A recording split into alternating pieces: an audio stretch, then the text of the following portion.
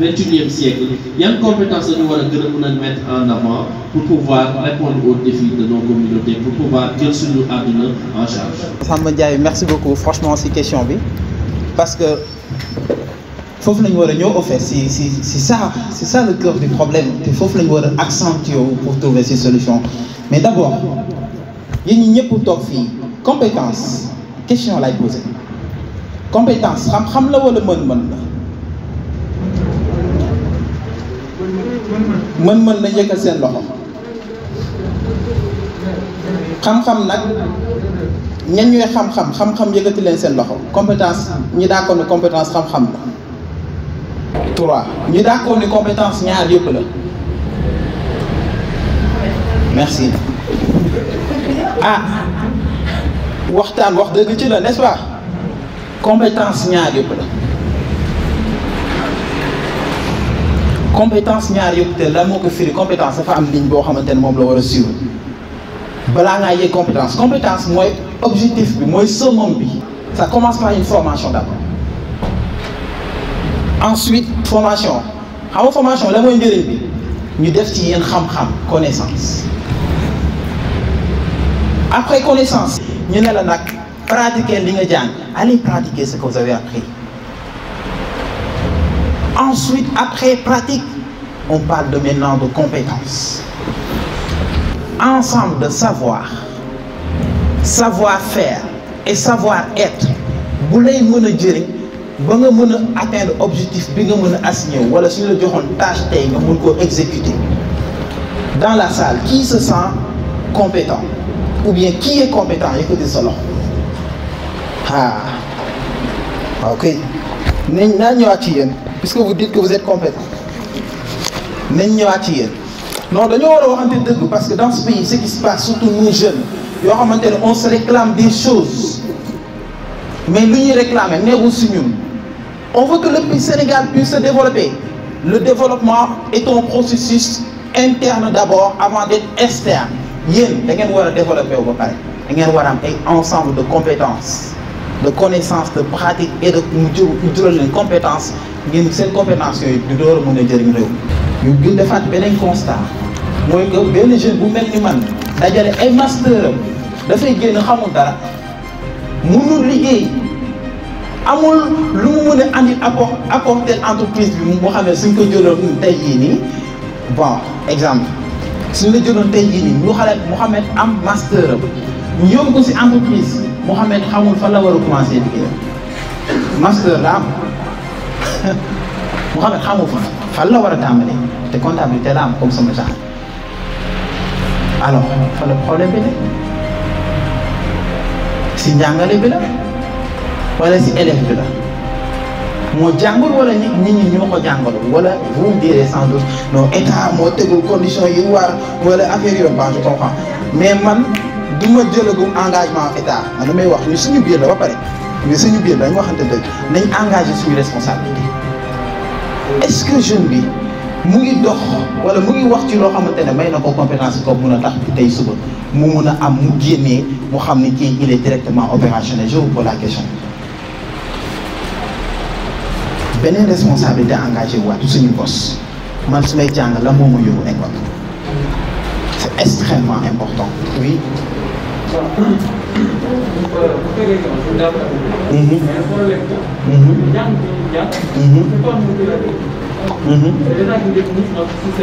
Exactement.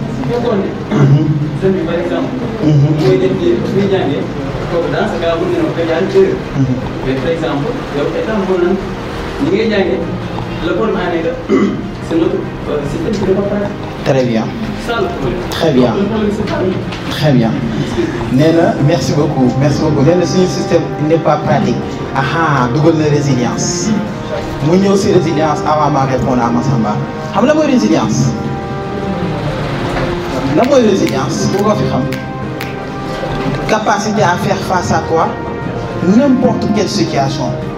Si vous avez une capacité de la may nga mën see génn maanaam da nga tegoon benn plan nga ne sa plan mooy bu jógee fii dem fay loolu moo nekkoon dans sa plan bi nga jógee dans la réalité nekkate fii am na kàmb préparé woo ko woon sa plan maintenant da nga war adapté wu pax ngi fii da nga war adapté wu ba jéggi pax boobu atteindre sa objectif.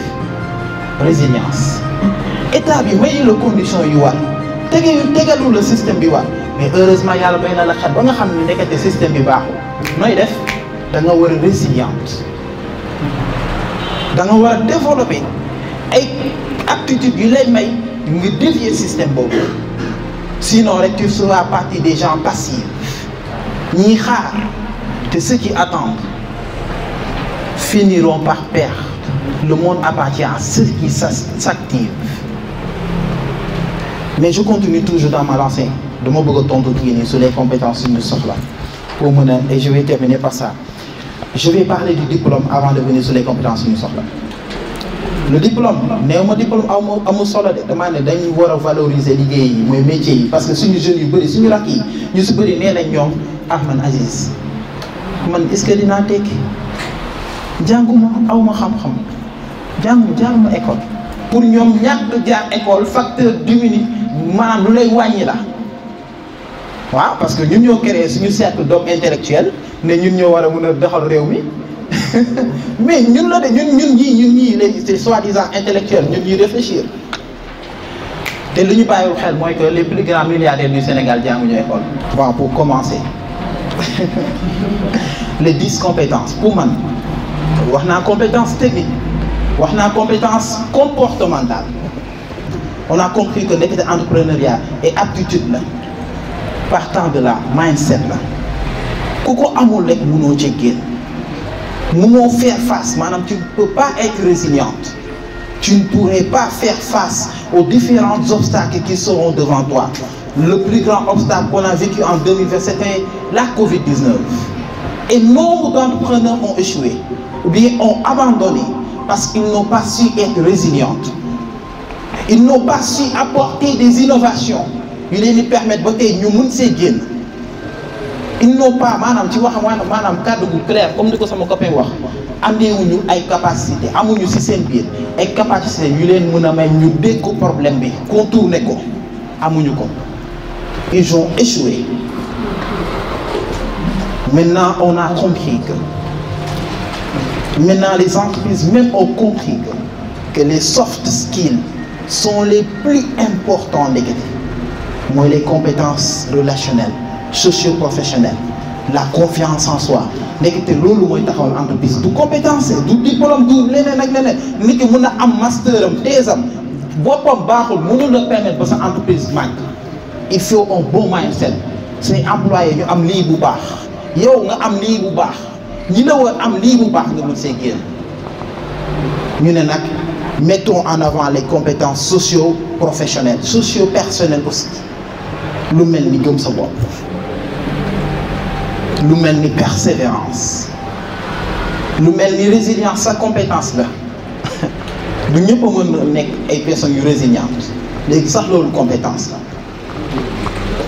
mais je vais décliner 10 compétences nga xamante ne ñëpp dañ koy soxla ay compétences comportementales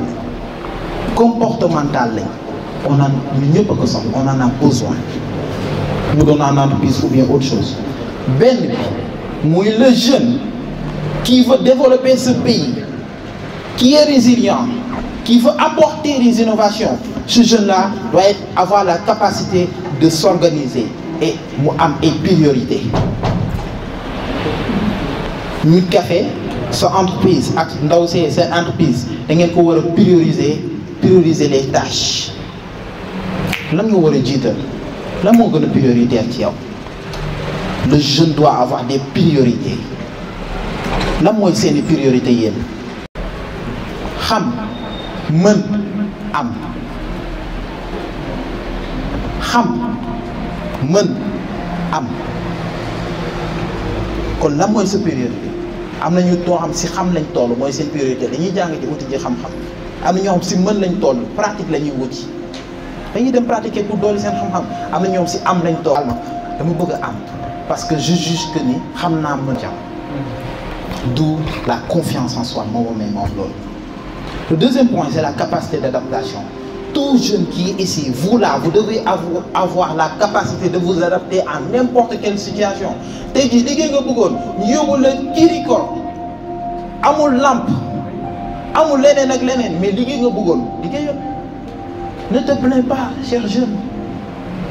Ne te plains pas, ne te lamente pas. Travaille. Autonomie. On doit chercher l'autonomie. Autonomie sur nos façons de penser surtout. Nous sommes souvent biaisés par d'autres façons de penser qui ne sont pas les nôtres. Culturellement, qui ne sont pas les nôtres. Même ça, il y a un simple principe qui ne sont pas les nôtres. On doit avoir de l'autonomie intellectuelle d'abord pour que cette chère Afrique que nous chérissons tant puisse s'en sortir en fait. Beneen bi sens de la responsabilité bañ lu yomb. Cette jeunesse-là veut réussir dans les conditions faciles mais c'est impossible. Suñu la waxee maag Malick lu ñuy daj on est là jusqu'à 23 heures. Les gens nous regardent très bizarrement parce que nous voulons construire nos entreprises et que vous aussi les gens vous regardent très bizarrement parce que vous voulez construire des entreprises. Est-ce que yomb na nit ka fee ba heure ngay nelaw chaque jour yaa ngi xalaat sa entreprise kii waa loolu li ba heure la ñuy nelaw. Vous voyez que la vitrine, le nombre d'abonnés, le nombre de personnes qui suivent Abdou Aziz wala ñuy suivre Massamba nga bëgg a mel ni moom mais xamoo ban coono lay daj. On ne peut pas réussir dans la facilité amul xanaa nga doon sàcc wala politicien excusez-moi. Travailler en équipe. Nous jeunes, nous devons avoir cette solidarité qui nous permettrait de pouvoir être complémentaires. Nit am na loo soxla am na ku ko fi mën kooku am na lu mu soxla yow mën nga ko ñu def join hand viser un esprit un état d'esprit plus loin parce que dëggantaan nag seul on va vite mais ensemble on va plus loin. Pour terminer, les connaissances et le respect des règles.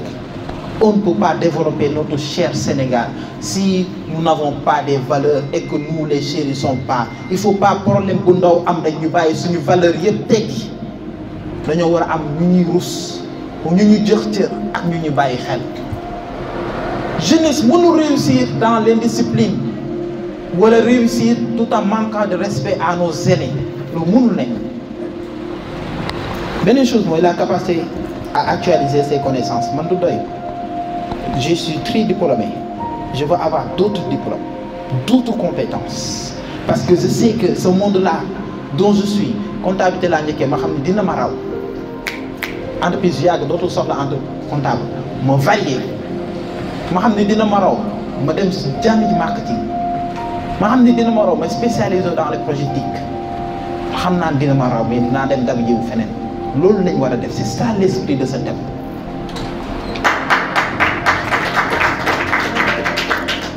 Mais aussi, nous allons avoir le sens de la relation.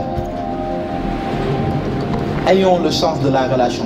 Tey suñ fi génnee cher jeune ku nekk war nga mën a gëstu ki nga dendal mu nuyu ko xam ko jël numéro suba mën na laa seet. Loolu mooy le résultat. Chaque entrepreneur connaît l'importance des résultats. La capacité d'initiative et la créativité.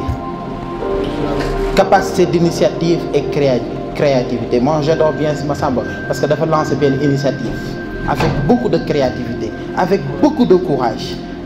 Tey jii nii ñun suñu défi nekkatul à ce que l'on soit ñun dañoo war a rivaliser avec les autres jeunes du monde laa la wax de ki nekk États-Unis le jeune sénégalais doit rivaliser chercher à rivaliser avec eux ëppalewuñu dara au contraire am nañ lu ñu amul une base. Pour terminer, la capacité à travailler sous pression. Souvent en entreprise je vois ça am na jeunes yoo xamante ne soo la ñu ñu perdre seen moyen wala xamuñu seen le boss c'est le boss hein. Si vous décidez d'être employé vous êtes employé. Au Sénégal quand vous êtes employé excusez-moi encore de ce terme je sais que je suis filmé vous êtes sous-fifre. Tey jii nii loolu lañ war a chercher une capacité à travailler sous pression. On est dans un pays boo xamante ne soo génnee ñu lay laaj ndax pare nga jàng yow ba léegi yaa ngi jàng yow looy def sax amoo duñ la may soxna copain ak loo jantal dégg nga société boo xamante ne beaucoup de pression la teg di la xoolee bëtu da nga war a tekki ba mu jaral la sax ngay sàcc loo amul wala di ñoddi loo amul du dem si dans des endroits des photos pour montrer un paraître. On va oublier être. Cette jeunesse-là n'est plus, il paraît futile, il paraît irréaliste, il paraît. Sinon, franchement, je ne peux pas décrire. Mais juste pour terminer avec ça, quelles sont les compétences pour moi, les compétences comportementales? Merci beaucoup, Massamba. Merci. Merci beaucoup. Merci beaucoup, Abdelaziz. Et je pense que c'est